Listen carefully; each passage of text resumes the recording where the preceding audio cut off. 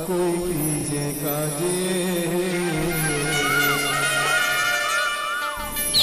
सुमंगल होते हैं कृपा करे घासीदास, कृपा करे घासीदास। होत है सकल पाप की जय, होत है सकल पाप की जय। एक बार सब प्रेम से बोलो सत्यनाम।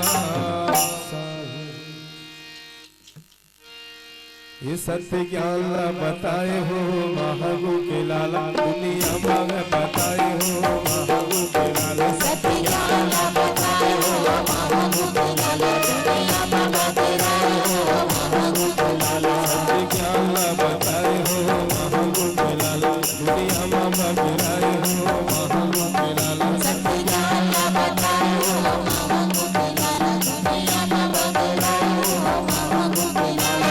महागु के लाला गुरु महागु के लाला हो महागु के लाला, महागु के लाला गुरु महागु के लाला हो महागु के लाला, महागु के लाला गुरु महागु के लाला हो महागु के लाला, महागु के लाला गुरु महागु के लाला हो महागु के लाला।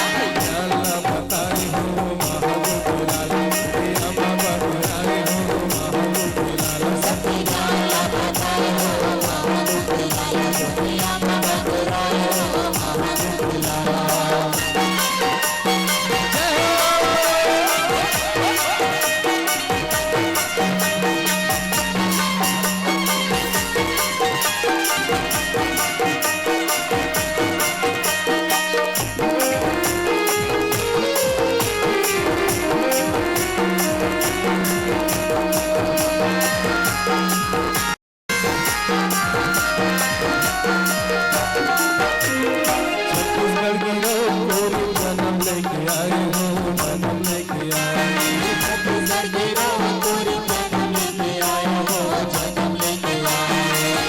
सत्य को लौट के दुनिया ला बताए हो दुनिया ला